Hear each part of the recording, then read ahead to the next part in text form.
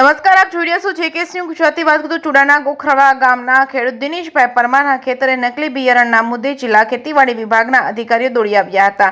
ચુડાના ગોખરવાના ખેડૂત દિનેશભાઈ પરમાર સાથે છેતરપિંડી કરી નકલી બિયારણ પકડાવી દેવામાં આવ્યું હોવાની આશંકા વચ્ચે આજે સુરેન્દ્રનગર જિલ્લા ખેતીવાડી અધિકારી અને નાયબ બાગાયતી નિયામક સુરેન્દ્રનગર તથા ખેતીવાડી અધિકારી ચુડા તથા ગોખરવા ગામના દિનેશભાઈ પરમારના ખેતરે દોડી આવ્યા હતા.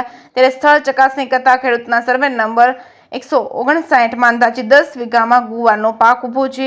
મા એગ્રો ફર્ટિલાઇઝર ચુડા પાસેથી 25/4/2024 માં બિલ નંબર 503 થી જથ્થો 4 પેકેટ 500 ગ્રામ જાત કમલ 101 ઉત્પાદક ડાયમેનિક સીડ્સ હિંમતનગર દ્વારા ગુવાના પાકનું પેકિંગ ખરીદી કરી હતી. ઉપરોક્ત પાકનું સ્થળ નિરીક્ષણ કરતા ગુવાના પાકમાં ફાલ ખૂબ જ ઓછો જોવા મળ્યો હતો, જેથી ઓછું ઉત્પાદન મળવાની શક્યતા સેવાઈ રહી છે, જેને અસર કરતા વિવિધ પરિબળો હોઈ શકે છે. પરંતુ બિયારણની ગુણવત્તા નોંધનીય છે. ગુવાનો પાક વૃદ્ધ જોવા મળી રહ્યો છે, પરંતુ ફાલ બેઠો નથી. ત્યારે આ અંગે ખેડૂતે પોલીસ ફરિયાદ પણ નોંધાવી છે. ખેતીવાડી એગ્રીકલ્ચર ઇન્સ્પેક્ટર દ્વારા જણાવ્યું હતું કે મા એગ્રો ફર્ટિલાઇઝરના માલિકના સીસીટીવી ફૂટેજ જોવાના બાકી છે, તેમજ જે બિલ આપ્યું છે તેમાં લોટ નંબર પણ મેચ થયો ન હતો. નોંધનીય છે કે ગુવાર સહિત અનેક ડુપ્લિકેટ બિયારણનો વેપલો ચુડા સહિત જિલ્લાભરમાં તેની વ્યાપક ફરિયાદો ઉઠી રહી છે. દિનેશભાઈ પરમારના જણાવ્યા મુજબ સુરેન્દ્રનગરથી ખેતીવાડી અધિકારીઓ તપાસ માટે આવવાના હોય મા એગ્રો ફર્ટિલાઇઝરના માલિક દ્વારા બિયારણનો જથ્થો સગે વગે કરાયો હોવાની આશંકા વ્યક્ત કરાઈ રહી છે. જો મા કૃપા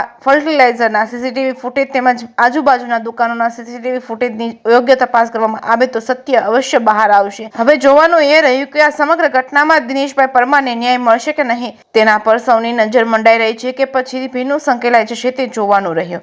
જેકેએસ ન્યૂઝ ગુજરાતી સાથે ભરતસિંહ પરમાર, સુરેન્દ્રનગર.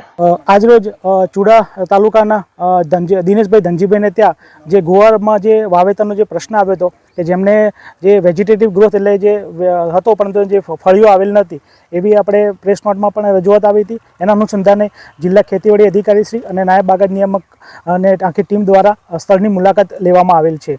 જેના અનુસંધાને જોતા ખેડૂતશ્રીના ફિલ્ડમાં જોતા જે એનો વેજીટેટિવ ગ્રોથ સારો થયેલો છે, પરંતુ એના જે ફળીઓ આવેલ નથી. એટલે બિયારણમાં પણ એમાં થોડી કારણ હોઈ શકે. સાથે સાથે એમનું જે કહેવું છે 4 મેના રોજ બિયારણ પરચેસ કરીને વાવેતર કરેલું હતું.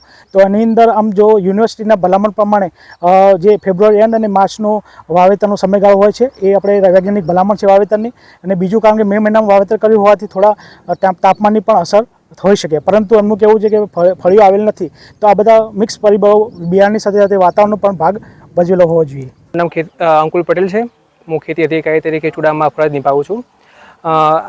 જે આ ખેડૂતનું નામ ખેડૂત છે એમને આપણે મા એગ્રો ચુડા છે ત્યાંથી ગવારનું બિયારણ લીધેલું છે. એમને બિલથી જે બિલ છે બિલ પણ આપવામાં આવેલું છે. અને એમને બિલની અંદર જે પાછળના લોટની અંદર વસ્તુ લખેલી છે, ખાલી છેલ્લા પાછળના 2 આંકડા જે લોટ નંબર છે એ એમાં લખેલા નથી. તે બદલ એમની જે દુકાન છે એ દુકાનમાં ચકાસણી કરવામાં આવેલી છે. જેટલા પણ એમને સીડ લાવેલા છે સીડની તપાસ કરેલી છે, સ્ટોક પત્રક જોવામાં આવેલું છે, બિલ બુક જોવામાં આવેલી છે. જેમાં વિસંગતતા જોતા મળતા એમ આપણે નોટિસ પણ આપણે એમને પાઠવવામાં આવેલી છે. આ ઉપરાંત આપણે એમને જે બિયારણ છે જેમાં પ્રિન્સિપાલ એડ નથી એ પ્રમાણે એ બદલ પણ એમને નોટિસ પાઠવવામાં એમને આવેલી છે. શું સાહેબ કહેશો કે બિયારણ છે તે ખેડૂત એમ કહી રહ્યા છે કે ડુપ્લિકેટનું વેચાણ થઈ રહ્યું છે અને બિયારણ સગે વગે કરવામાં આવી રહ્યું છે, એ બાબત આપ શું કહેશો? એ તો આપણે આધાર પુરાવા જોઈશું, એ પ્રમાણે જે નિષ્કર્ષ નીકળશે એ પ્રમાણે આપણે આગળ વાત કરીશું. શું સાહેબ આપણે સીસીટીવી કેમેરા ચેક કર્યા છે? નહીં, હજી સીસીટીવી કેમેરા ચેક કરવા બાકી છે.